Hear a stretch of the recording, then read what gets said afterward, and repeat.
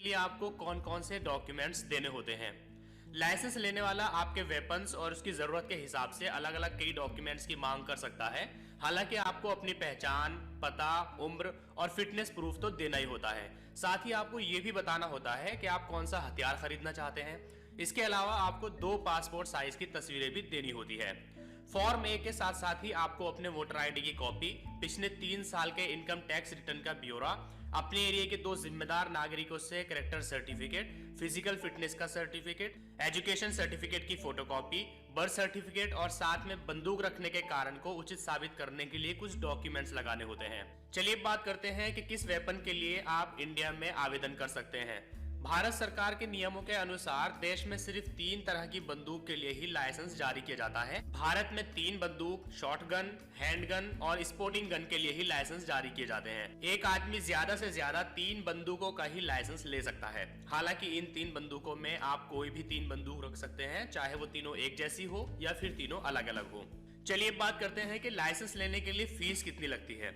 आपकी बंदूक के लिए लाइसेंस की फीस बंदूक के टाइप के आधार पर ही तय की जाती है। हैंडगन यानी कि पिस्टल या फिर रिवॉल्वर और रिपीटिंग राइफल के लिए इसकी फीस सिर्फ 100 रुपए है। जबकि अगर आप मजल लोडिंग गन के लाइसेंस के लिए अप्लाई करते हैं तो आपको सिर्फ 10 रुपीज पे करने होंगे। वहीं इस गन के रिन्यूअल के लिए आपको सिर्फ 5 रुपए देने होते हैं। इसके अलावा थानों वगैरह में भी फीस का कुछ प्रोविजन होता है जो आप अपने पास के थाने से पता कर सकते हैं। चलिए बात करते हैं कि गन के लाइसेंस के लिए अप्लाई कैसे करते हैं। अगर आप वेपन्स के लाइसेंस के लिए अप्लाई करना चाहते हैं तो इसके लिए आपको सबसे पहले फॉर्म ए भरना होगा, जो कि आर्म रूल्स 1962 के तहत दिया गया है।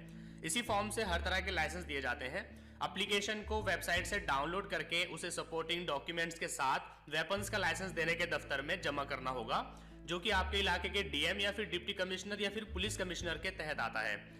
आवेदन करने के बाद आपको एक रिसीप्ट दी जाएगी और लाइसेंस अधिकारी आपके स्थानीय थाने में आपका आपराधिक रिकॉर्ड चेक करेगा। थाना अपनी रिपोर्ट लाइसेंस अधिकारी को भेज देगा।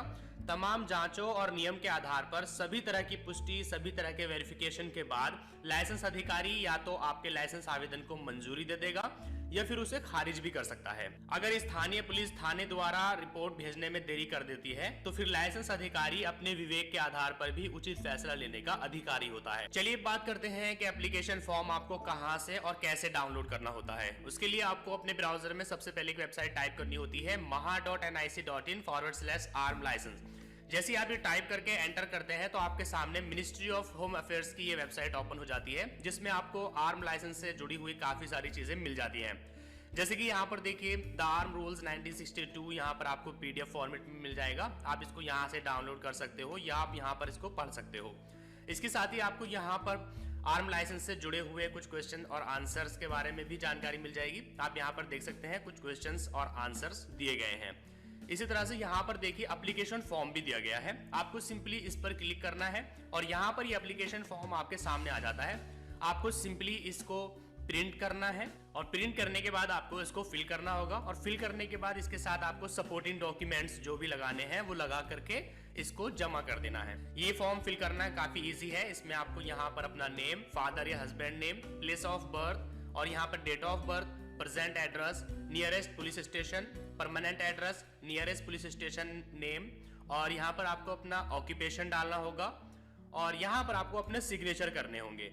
उसके बाद आपको देखिए नीचे यहाँ पर कुछ टर्म और कंडीशंस मिलती है जिनको आपको यहाँ पर सिग्नेचर करके एक्सेप्ट करना होगा। यहाँ पर आपको प्लेस डालनी है और यहाँ पर डेट डाल देनी है।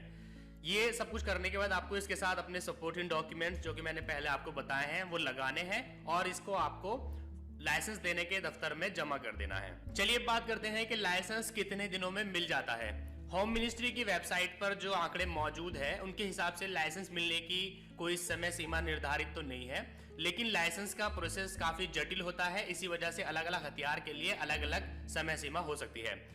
हालांकि जिन लोगों को लाइसेंस मिल चुका है उन लोगों के हिसाब से आपको लाइसेंस महीने के अंदर अंदर भी मिल सकता है, जबकि कुछ लोगों को लाइसेंस मिलने में साल भर का समय भी लग जाता है।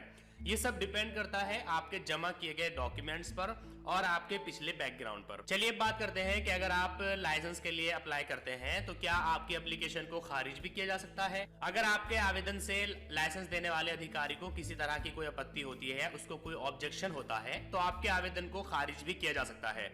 हालांकि अगर आप चाहें तो आपकी मांग पर आपके लाइसेंस का आवेदन खारिज करने की पूरी जानकारी आपको रिटर्न में दी जा सकती है। वहीं दूसरी ओर अगर लाइसेंस देने वाले ऑफिसर को लगता है कि आवेदन का कारण बताना जनहित में नहीं है, तो वो कारण बताने से इनकार भी कर सकता है।